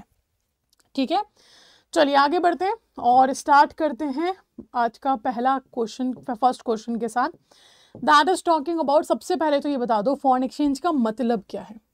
तो क्वेश्चन आपसे पूछ रहा है इन टर्म्स ऑफ सेक्शन भी याद रखिएगा यहाँ पे, in terms of section 2N of FEMA foreign exchange management act 1999, the definition of foreign exchange is which one of the, इनमें से डेफिनेशन जो है फॉरेन एक्सचेंज की वो कौन सी सही है, ये आपको बताना है। तो एक बार रीड करिए तीनों ही स्टेटमेंट्स को और बताइए डेफिनेशन के लिए आप किसको सही बोलेंगे।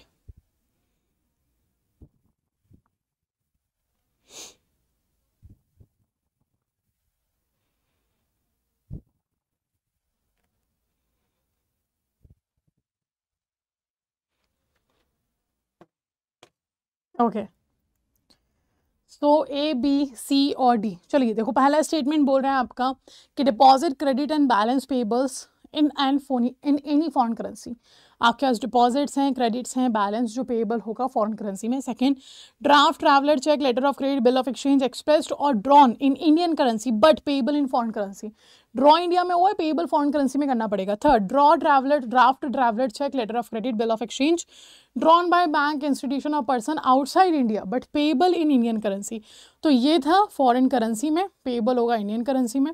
ये था इंडियन करेंसी में, पेबल होगा फॉरेन करेंसी में, सेकेंड स्टेटमेंट। और जो फर्स्ट स्टेटमेंट था ये आपका जो डिपॉजिट, क्रेडिट या बैलेंस पेबल्स हो रहे हैं ये तो हो ही फॉरेन करेंसी में रहे, तो क्या होगा, इन सबको एक्सचेंज तो करना पड़ेगा ना, कन्वर्ट तो करना पड़ेगा, और कन्वर्जन करना पड़ रहा है तो वो क्या हो गया, फॉरेन एक्सचेंज। तो फॉरेन एक्सचेंज का मतलब ये होता है एक्सचेंज ऑफ करेंसीज, ठीक है। और एक्सचेंज ऑफ करेंसीज आपका यहाँ पे सारी ही definitions regarding the same is correct. तो ये जो तीन स्टेटमेंट्स आपको दिए गए हैं ये डेफिनेशंस बिल्कुल करेक्ट हैं regarding your foreign exchange. So right answer will be your all of the above. Right answer आपका क्या होगा, all of the above. Okay, चलिए आगे बढ़ते हैं नेक्स्ट क्वेश्चन की तरफ। So next question is talking about here that the appointment of an expert group on foreign exchange, appointment आप कर रहे हो एक्सपर्ट ग्रुप का फॉरेन एक्सचेंज पे, that is known as a dash committee, जिसको और किस कमिटी से जाना जाता है वो आपको बताना है। इन नवंबर 1994 was landmark in the design of foreign exchange market in India. तो आपका एक एक्सपर्ट ग्रुप का अपॉइंटमेंट किया गया था फॉरेन एक्सचेंज के ऊपर कि इंडिया में फॉरेन एक्सचेंज मार्केट लाया जाए, और उस expert group on foreign exchange को एक कमेटी के नाम से जाना जाता है। वो कमेटी कौन सी, मल्होत्रा कमेटी, भट्ट कमेटी, पीजे नायक कमेटी और सुधानी कमेटी। अब आपको बताना इनमें से कौन सी कमेटी है जो नवंबर 1994 में आई थी, जिसमें expert group of foreign exchange बनाया गया था, का हेड थे आपके इनमें से कोई एक, और ये जो था लैंडमार्क था to design the foreign exchange market in India. अब आपको बताना है इनमें से कौन सा आपका करेक्ट होगा आंसर, ए बी सी और D.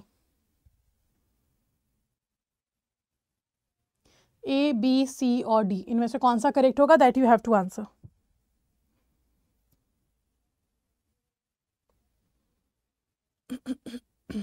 Okay, so right answer will be your D. Actually Sodhani committee जो है ये लेकर आए थे आपका, मल्होत्रा कमेटी इंश्योरेंस के लिए था, बट कमेटी आपके वेंचर कैपिटलिस्ट के लिए था, वेंचर कैपिटल के लिए था, और पीजे नायक कमेटी आपके बैंक बोर्ड के रिव्यू के लिए था, ठीक है।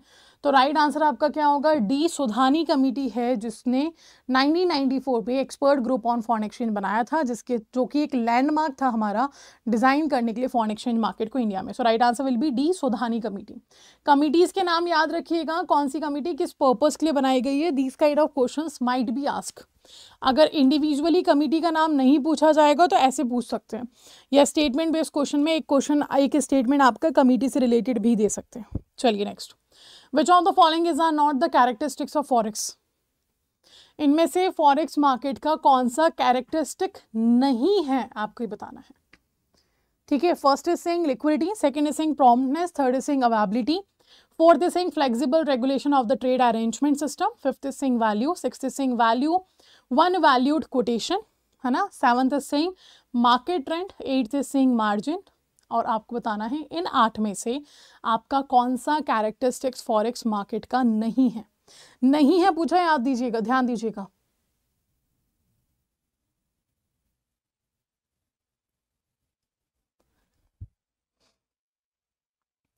ए बी सी और D. Okay, so the right answer will be all of the above. Forex market में लिक्विड 24/7 अवेलेबल रहता है मार्केट, तो प्रॉम्प्टनेस तो है, अवेलेबिलिटी भी है ना। और आपका आगे देखो लिक्विडिटी इजीली, फॉरेन करेंसी में तो डील कर रहे हो आप, कोई इंस्ट्रूमेंट में थोड़ी डील कर रहे हो आप, तो डीली करेंसी में कर रहे हो, तो वो लिक्विड तो है ही आपका, लिक्विडिटी भी एक करेक्टरिस्टिक है। फ्लेक्सिबल रहता है to the regulation of the trade arrangement, है ना। साथ ही में वैल्यू के ऊपर ट्रेड हम कर रहे हैं, वन वैल्यूड कोटेशन यहाँ पे होगा कि जब भी आप एक्सचेंज कर रहे हो तो आपकी एक्सचेंज रेट डिसाइड की जाएगी। मार्केट ट्रेंड पे फोकस करता है, आपके मार्केट फोर्सेज पे फोकस करेगा, क्या होगा, तो मार्जिन्स भी यहाँ पे मेंटेन करवाए जाते हैं in the forex market to make sure कि एक्सचेंज रेट जो बहुत वॉलेटाइल है, इट कीप्स चेंजिंग, उसकी वजह से कहीं लॉस भी ना करना पड़े, है ना। That's why we also take the margin. So आपके सभी पॉइंट्स जो हैं यहाँ पर दे आर, अच्छा पूछा है नॉट दी कैरेक्टरिस्टिक्स, तो आंसर क्या होगा एक्चुअल में, सभी, दे ऑल आर कैरेक्टरिस्टिक्स, ये सभी आपके क्या हैं, कैरेक्टरिस्टिक्स है, ठीक है। तो ये सभी कैरेक्टरिस्टिक्स हैं, मतलब आंसर क्या हो जाएगा आपका, आपका आंसर हो जाएगा यहाँ पे नन, इनमें से कोई भी नहीं है, ऐसा है ही नहीं जिसको आप नहीं मानोगे, ऑल आर द कैरेक्टरिस्टिक्स। तो राइट आंसर क्या होगा आपका, नन, ठीक है। Right answer will be none because all are the characteristics of the forex market. तो राइट आंसर आप लगा दोगे सी। तो ध्यान रखना क्या पूछा गया, जैसे अभी बीच में मैंने बोल दिया था ऑल होगा, ऑल नहीं होगा, क्यों, क्योंकि पूछा गया कौन सा नहीं है, ऑल तब होता जब पूछा जाता कौन सा है। तो राइट आंसर यहाँ पे होगा C, none of the above, because all are the characteristics of forex market। अरे चलिए, next question is talking about which of the following is are the market participants in global forex market। अगर जैसे market participants हमने पढ़ा है, आपको याद होगा फाइनेंशियल सिस्टम में हमने पढ़ा था कि फाइनेंशियल सिस्टम सिंपली एक ऐसा सिस्टम है जहां पे एक्सचेंज ऑफ फंड्स किया जा रहा है among the persons who have surplus money and the persons who have deficit of money, और इनको एक्सचेंज करवाने के लिए हमें फाइनेंशियल इंटरमीडियरीज की ज़रूरत होती है ना। और वो फाइनेंशियल इंटरमीडियरीज आपके क्या होंगे, मार्केट पार्टिसिपेंट होंगे, जैसे कि बैंक हो गया, एनबीएफसी हो गया, etcetera etcetera etcetera.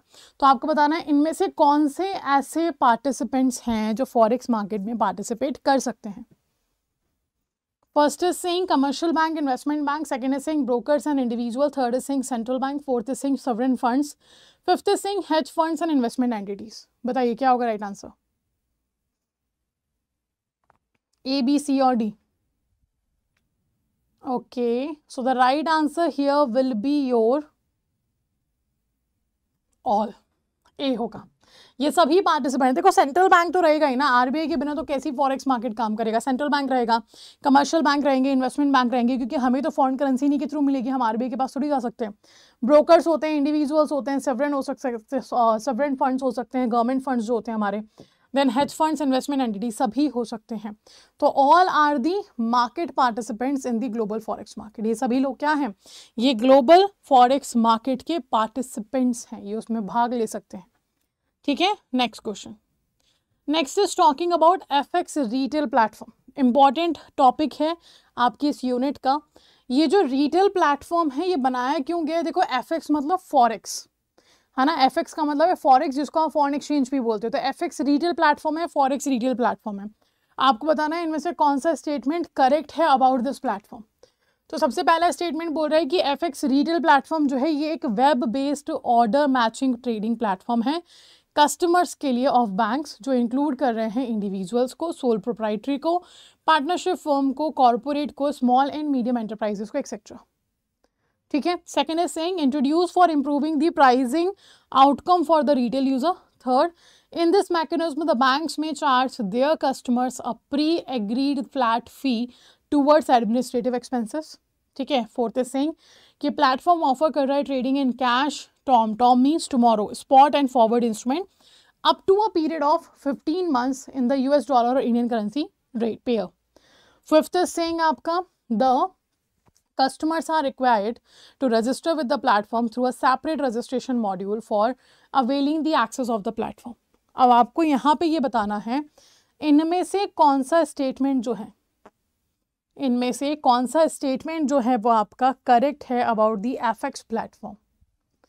FX platform को लेकर इनमें से कौन सा स्टेटमेंट आपका करेक्ट है, that you have to answer here. बताइए जल्दी से, ए बी सी और डी।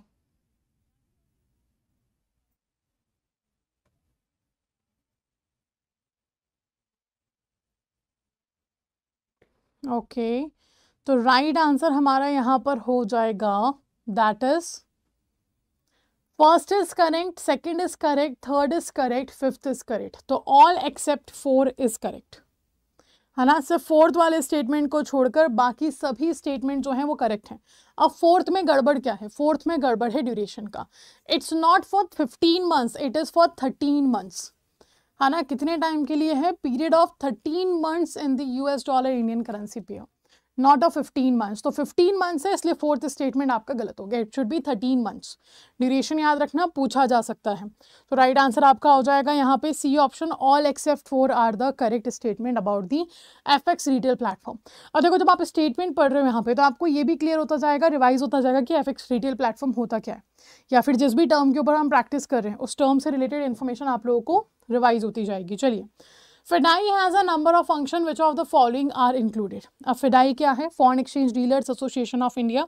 अब ये foreign exchange dealer association of India की जब हम बात कर रहे हैं तो इसमें 4 आपके सामने स्टेटमेंट्स दिए हुए हैं, ऑप्शंस हैं।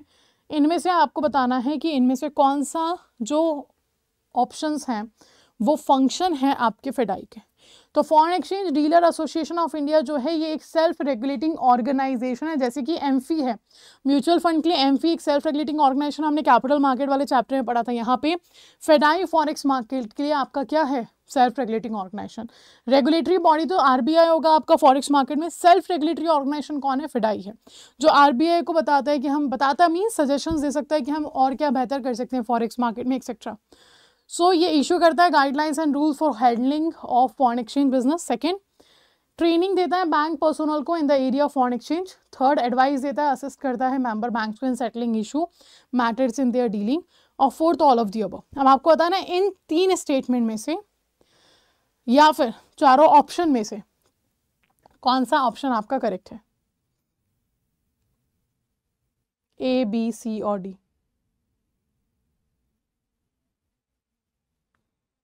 बताइए, which of the following is correct? A, B, C और D. And the right answer is actually your all of the above. ये सारे functions being a self regulatory organization FDI perform करता है। तो राइट आंसर आपका क्या हो जाएगा? D, all of the above. Okay, right answer will be your D, all of the above. आगे बढ़ते हैं।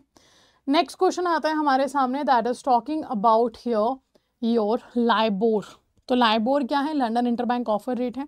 हमने पढ़ा था मनी मार्केट के अंदर भी ये आपका, है ना, मनी मार्केट के अंदर भी इसको पढ़ा जाता है, because it use to be the rate of interest जिसको ग्लोबल बैंक्स आपस में एक दूसरे को लोन देते वक्त चार्ज करते थे। अब नहीं करते क्योंकि अब ये रिप्लेस हो चुका है। तो देखो क्या बोल रहे हैं आपका कि लाइबोर जो है बहुत पॉपुलर बेंचमार्क था, है ना। यूएस डॉलर, ब्रिटिश पाउंड, इन सब करेंसीज में इशू किया जाता था। पर हुआ क्या? हुआ ये कि LIBOR had come to a great amount of criticism and irregularity. ठीक है, as what? As a result of which steps were taken to replace this financial benchmark rate.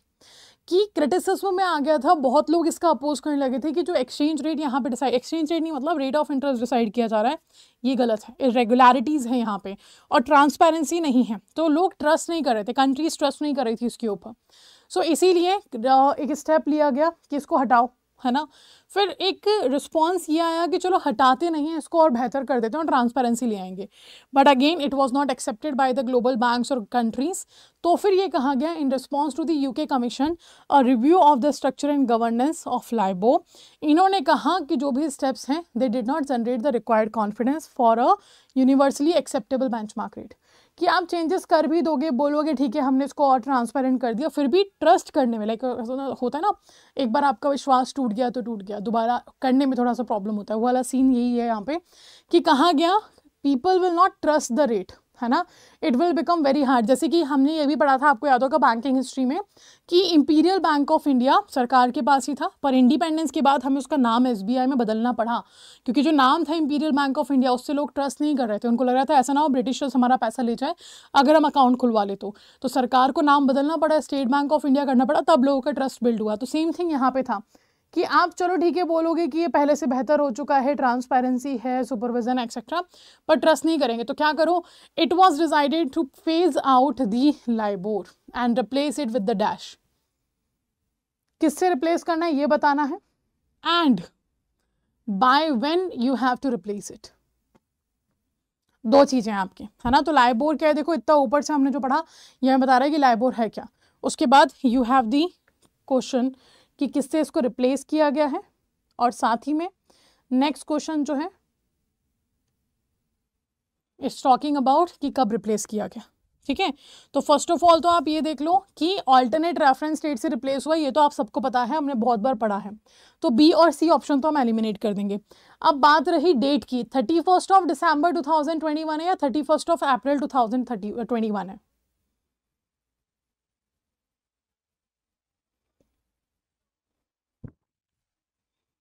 Okay, और I guess without any doubt हम बोल सकते हैं कि यार ये तो नहीं है। क्या होगा आंसर? ए होगा। 31 दिसंबर 2021 तक रिप्लेस करने की बात की गई थी लाइबोर को कि फेज आउट कर देंगे, और किससे फेज आउट करेंगे? ऑल्टरनेट रेफरेंस रेट से फेज आउट करेंगे, ये कहा गया था। तो राइट आंसर आपका हो जाएगा A. Right answer will be your A option. ठीक है, ऑल्टरनेट रेफरेंस रेट, और किससे रिप्लेस कर रहे हो आप रिप्लेस कर रहे हो यहाँ पर विद दी 31 दिसंबर 2021। चलिए नेक्स्ट।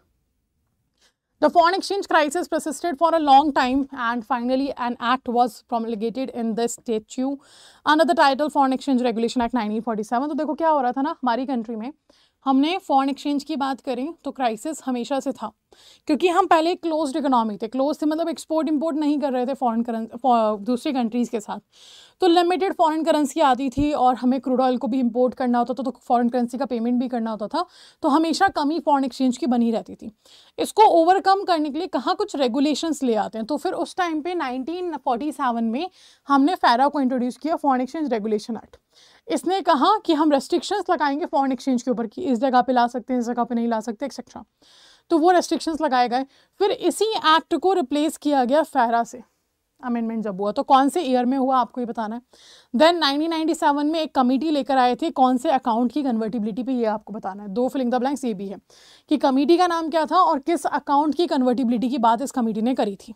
ठीक है, और साथ ही में आगे इसी के बारे में डिटेल दी गई है कि रिकमेंड किया चेंजेस करना in the legislative framework governing foreign exchange transactions accordingly the FERA, है ना, जो था आपका 1973, इसको रिपील किया गया, रिप्लेस किया गया एक नए एक्ट से जिसका नाम था फैमा, फॉरेन एक्सचेंज मैनेजमेंट एक्ट 1999 में, और 2000 में इसको इफेक्टिव भी बना दिया गया। और अंडर फैमा क्या हुआ, एम्फेसिस कर रहे हैं मैनेजमेंट करने के लिए रादर ऑन रेगुलेशन। फैरा में रेस्ट्रिक्शंस थे, रेगुलेशंस थे कि इस केस में इतना फॉरेन करेंसी मिलेगा, इस केस में इतना मिलेगा। अब बोल रहे हैं हम मैनेज करेंगे, रेस्ट्रिक्शन नहीं लगा रहे, हम सिर्फ मैनेज करेंगे। तो यहाँ पे आपको बताना है राइट आंसर क्या होगा। तो आई गेस ये देख के हम समझ जाएंगे कि ईयर तो 1973 है, ये तो हम समझ गए। अब ईयर 1973 है तो आप ए ऑप्शन को एलिमिनेट कर दो, डी ऑप्शन को भी एलिमिनेट कर दो। बात आती है कमिटी की। कमिटी कौन सा है आपका, तारापोर कमिटी है, मुदगल कमिटी है? तो एक्चुअल में it is a Tarapore committee. और कौन से अकाउंट की कन्वर्टिबिलिटी की बात कर रहे हैं, कैपिटल अकाउंट के कन्वर्टिबिलिटी की बात तारापोर कमिटी ने करी थी, है ना, in the foreign exchange regulations. तो राइट आंसर आपका क्या हो गया, बी। 1973 में फैरा को अपडेट किया गया था, तारापोर कमेटी ने कैपिटल अकाउंट कन्वर्टिबिलिटी पे बात करी थी, कॉन्स्टिट्यूट किया था आरबीआई ने कि चेंजेस लेकर आने होंगे।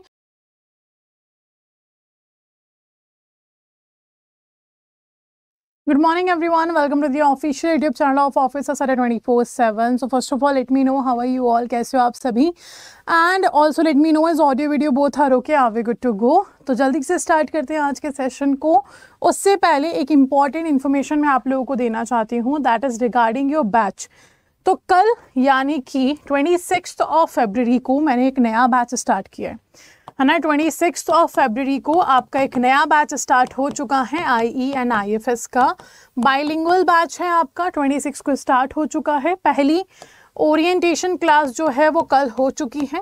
आज यानी कि 27 को हमारा होगा फर्स्ट डेमो, यानी कि पहली क्लास जहाँ पे हम कंटेंट स्टडी करेंगे, कॉन्सेप्ट्स को समझेंगे, वो पहली क्लास आपकी जो होगी वो आज होगी। ठीक है, so this is what we are going to, this is what the information I wanted to give you all. Batch का नाम क्या है, बैच का नाम है मंजिल।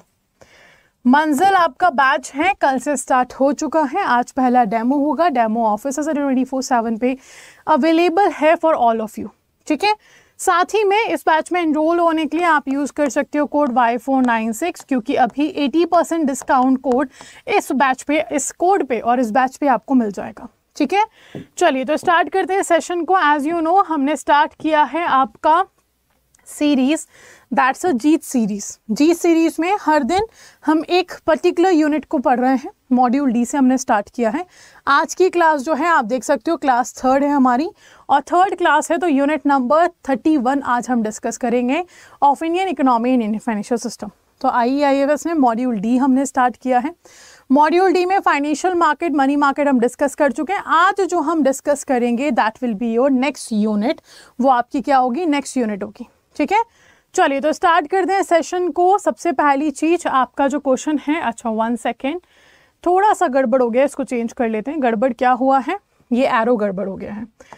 हमारा जो एरो है वो कैपिटल मार्केट पे रहेगा।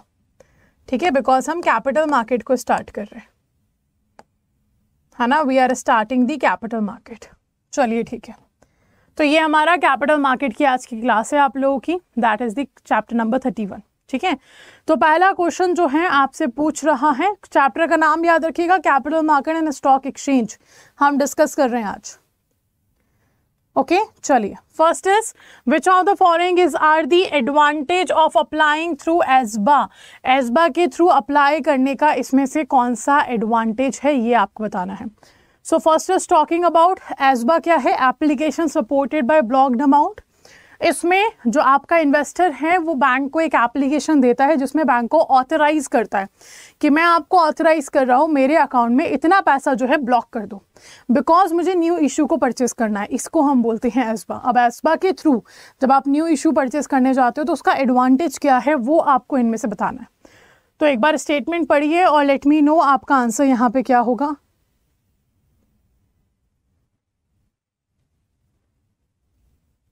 स्टेटमेंट पढ़कर मुझे बताइए राइट आंसर आपका यहाँ पे क्या होगा।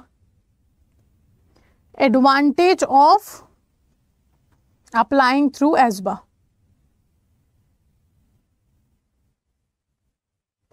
A, B, C और D।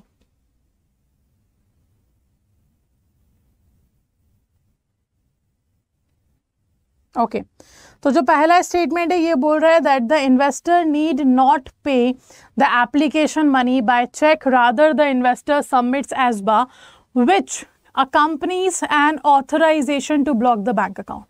Second is saying the investor continues to earn interest on the application money as the same remains in the bank account, which is not the case in other modes of payment. Third is saying the application form is simpler. Fourth is saying that the investor deals with the known intermediary, his her own bank. आपको बताना है इन चारों में से कौन सा advantage जो है वो एस्बा का आपको मिलेगा अगर आप एस्बा के थ्रू किसी इशू के लिए अप्लाई करते हैं तो।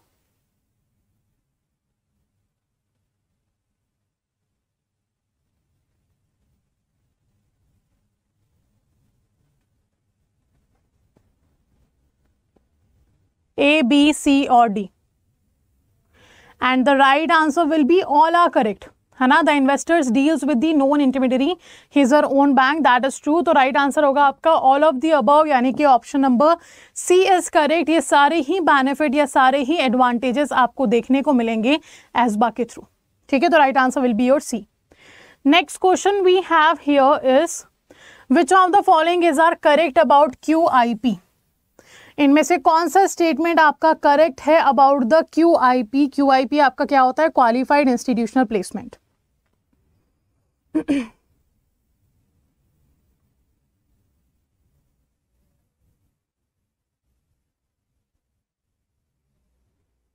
बताइए क्या होगा राइट आंसर यहाँ पे QIP को लेकर।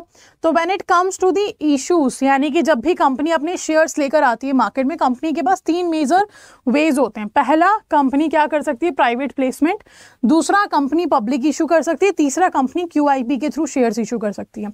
अब आपको बताना है यहाँ पे इनमें से कौन सा करेक्ट है अबाउट QIP। पहला स्टेटमेंट कह रहा है SEBI instituted the guidelines of qualified institutional placement relatively new Indian financing Avenue on May 8, 2006। Second, this is the only other speedy method of private placement for companies to raise money.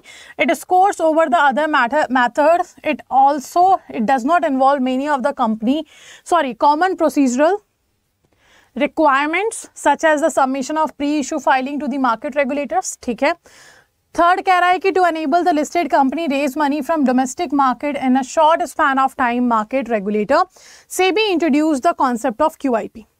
Fourth is saying there is no pre-issue filing of the placement document with SEBI. अब आपको बताना है यहाँ पे right answer आपका क्या होगा. Which of the following is are correct about QIP?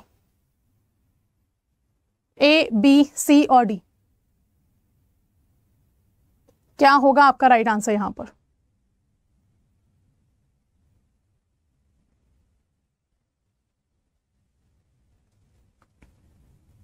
Okay so यहाँ पे आप देखो QIP की हम बात करें, क्वालिफाइड इंस्टीट्यूशनल प्लेसमेंट की. कोई भी प्री फाइलिंग इशू नहीं करना होगा आपको. यहाँ पे रेगुलेटर SEBI है, इसने इंट्रोड्यूस किया है QIP को ताकि लिस्टेड कंपनी रेज कर सके मनी डोमेस्टिक मार्केट से, वो भी कम टाइम के अंदर इजीली पैसा रेज हो सके. सेकंड इज सेइंग आपका प्राइवेट प्लेसमेंट कंपनी रेज करता है उसी तरीके का एक और स्पीडी मेथड जो है वो QIP है. May 8, 2006 में SEBI ने इसको इंट्रोड्यूस किया था. And the answer will be your correct. यहाँ पे करेक्ट स्टेटमेंट हमें बताना है तो सारे ही स्टेटमेंट आपके करेक्ट हो जाएंगे. It means right answer will be D, because D option क्या कह रहा है? All of the above. So your right answer will be D, all of the above. ठीक है, चलिए आगे बढ़ते हैं नेक्स्ट क्वेश्चन की तरफ. That is talking about dash refers to the transition process of an exchange from a mutually owned association to a share holders owned company. In other words, transforming the legal structure of an exchange from a mutual form to a business corporation form. ये जो process है कि आप क्या कर रहे हो, आपका जो स्टॉक एक्सचेंज है जो कि म्यूचुअली ओन्ड स्टॉक एक्सचेंज था, उसको हम कन्वर्ट कर रहे हैं किसमें? हम कन्वर्ट कर रहे हैं शेयर होल्डर्स ओन्ड कंपनी में कन्वर्ट कर रहे हैं. और अदर वर्ड्स में आप ऐसा बोल दो, ट्रांसफॉर्म कर दिया आपने लीगल स्ट्रक्चर उस स्टॉक एक्सचेंज का, म्यूचुअल फॉर्म से बिजनेस कॉर्पोरेशन आपने उसको बना दिया. अब ये जो प्रोसेस है, इस प्रोसेस को हम क्या बोलते हैं? Demutualisation, demonetisation, devaluation या डी ग्लोबलाइजेशन.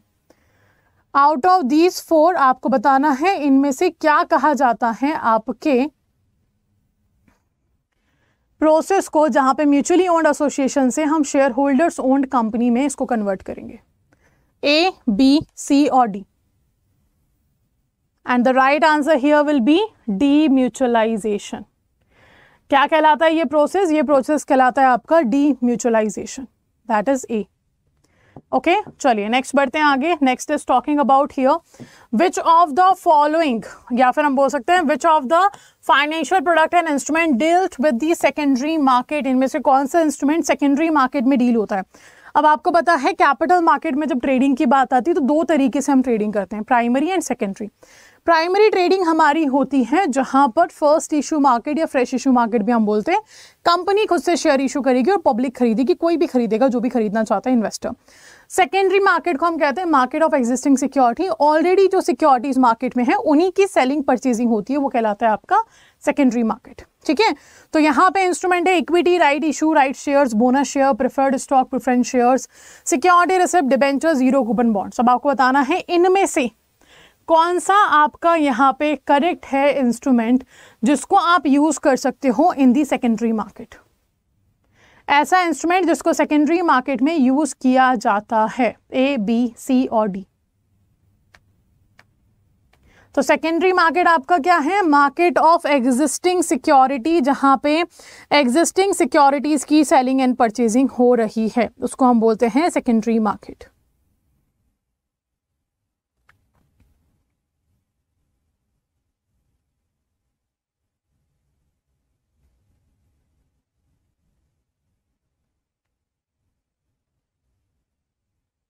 बताइए राइट आंसर क्या होगा? Right answer will be all of the above. ये सभी इंस्ट्रूमेंट्स आपके सेकेंडरी मार्केट में यूज किए जा सकते हैं to raise capital. It means right answer होगा आपका D, all of the above.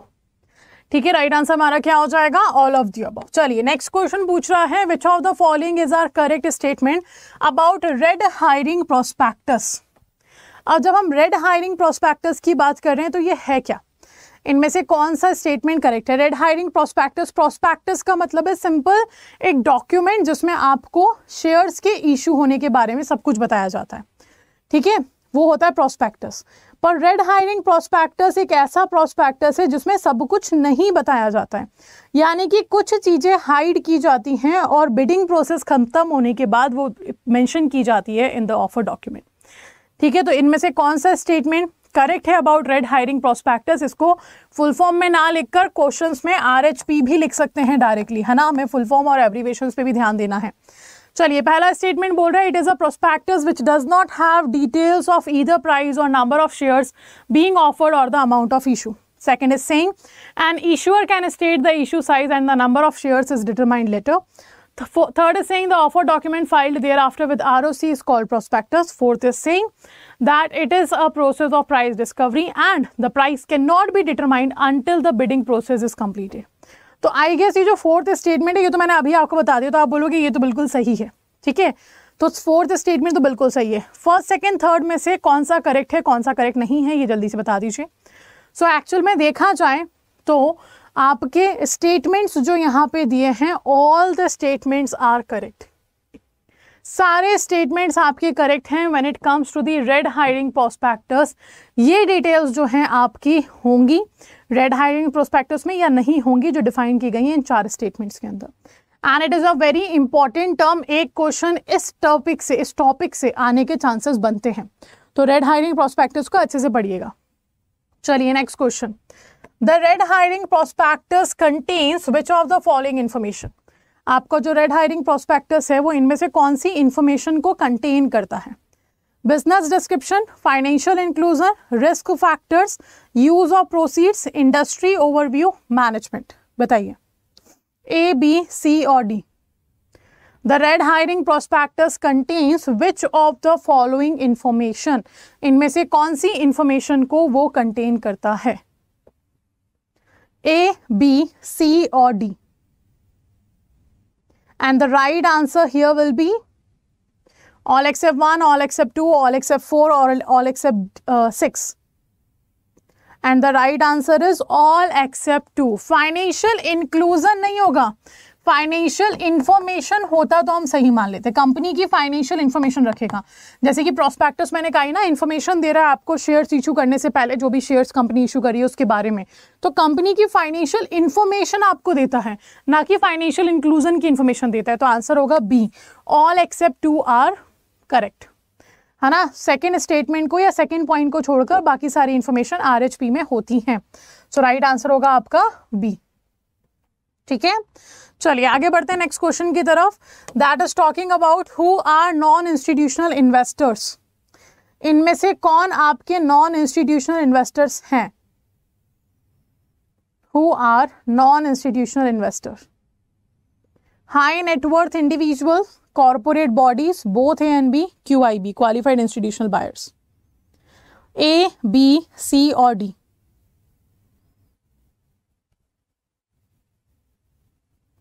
And the right answer will be your QIB। तो जो है वो नॉन इंस्टीट्यूशनल इन्वेस्टर्स नहीं है, आपका राइट आंसर होगा, क्योंकि ये तो इंस्टीट्यूशनल है। QIB में कौन आता है? बैंक्स आते हैं, NBFCs आते हैं, प्राइमरी डीलर्स आते हैं, ये तो इंस्टीट्यूशनल इन्वेस्टर्स हुए ना। तो नॉन इंस्टीट्यूशनल इन्वेस्टर्स में आपका हाई नेटवर्थ इंडिविजुअल्स आते हैं, आपके कॉर्पोरेट बॉडीज भी आते हैं। तो राइट आंसर होगा A and B, QIB नहीं आएगा। Right answer will be your C, ठीक है। चलिए next question is talking about यहाँ पर कि मर्चेंट बैंकर पजेस करते हैं valid SEBI registration in accordance with, अरे अच्छा, in accordance with in accordance with the SEBI Merchant Banker Regulation 1992 is eligible to act as BRLM to an issue in this, what does BRLM stand for? तो question ये बोल रहा है कि आपका merchant banker जो है ना, सेबी रजिस्ट्रेशन, एक वैलिड सेबी रजिस्ट्रेशन अगर उस मर्चेंट बैंकर के पास है तो वो क्या कर सकता है? सेबी रेगुलेशन 1992 में वो एलिजिबल है क्या करने के लिए? एक्ट करने के लिए एज अ BRLM, है ना। To what? To an issue. और ये जो BRLM है ये क्या फुल फॉर्म रिप्रेजेंट करता है वो आपको बताना है। So it is a book running lead managers, build running lead managers, book running lead managing, और नन ऑफ द अबव? क्या होगा right answer? So your right answer here will be A, it's a book running lead manager. तो ये merchant banker act करता है as a book running lead manager in case of your valid SEBI registration with the merchant banker. ठीक है, तो right answer आपका क्या हो जाएगा? ए हो जाएगा, BRLM का full form. Okay, next question हमारे पास जो है वो मैच द फॉलोइंग है। और मैच द फॉलोइंग, देखो हर एक क्वेश्चन नए से नए कॉन्सेप्ट पे है। नए से नए कॉन्सेप्ट मतलब अगर आपके capital market stock exchange chapter के अंदर मान लीजिए 6 कॉन्सेप्ट हैं, तो उन 6 कॉन्सेप्ट के ऊपर मैं क्वेश्चन बना रही हूँ। अगर 10 है तो 10 के ऊपर क्वेश्चन बना रही हूँ, है ना। अगर मान लो किसी में 20 कॉन्सेप्ट आ गए तो उन 20 को ही आपके जो 10 क्वेश्चंस हम डेली डिस्कस कर रहे हैं उनके फॉर्म में, स्टेटमेंट बेस्ड फॉर्म में या किसी तरीके से मैं इन्वॉल्व करके हर एक टॉपिक को हम कवर करेंगे। तो डू मेक श्योर ये जो विक्ट्री सीरीज है या फिर जीत सीरीज जिसको हम बोल रहे हैं, ये रेगुलर देखते रहें आप लोग। जो आपका प्रिपेयर कर रहा है JIB को, नहीं वॉच कर रहा है, उनको भी बताएं कि ये देखें। साथ ही में इससे पहले वाले जितने भी सेशंस हो चुके हैं उनके रिकॉर्डिंग प्लेलिस्ट में अवेलेबल है, तो you can go to the playlist, recording वहां से चेक कर सकते हो। ठीक है, चलिए। First is saying retail individual investor, second is anchor investor, third is non institutional investor. ये मैच द फॉलोइंग आपको करना है। पहला बोल रहा है means a qualified institutional buyer who makes an application for a value of at least 10 crore rupee in a public issue. ठीक है। दूसरा, आप देखो 3 इन्वेस्टर है, रिटेल है, एंकर है, नॉन इंस्टीट्यूशनल। अब इनमें से आपको आंसर करना है, एलिमिनेशन मेथड ढूंढते हैं। जैसे कि देखो नॉन इंस्टीट्यूशनल इन्वेस्टर के ऊपर एक ही क्वेश्चन हमने, है ना, क्या किया है, अभी डिस्कस किया है। तो नॉन इंस्टीट्यूशनल इन्वेस्टर्स कौन होते हैं हमें पता है, हाई नेटवर्थ इंडिविजुअल और कॉर्पोरेट बॉडीज होते हैं, अभी हमने देखा है।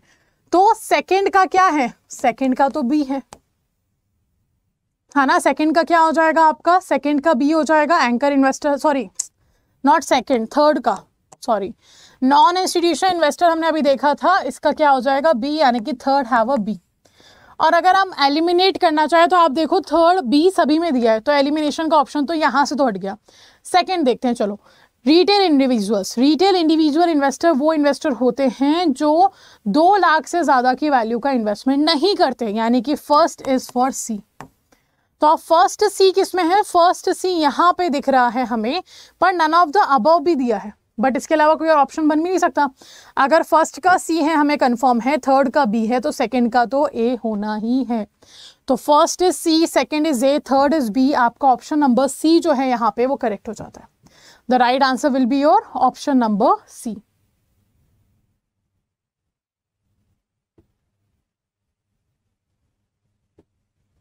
क्लियर, राइट आंसर आपका हो जाएगा सी ऑप्शन। Next question.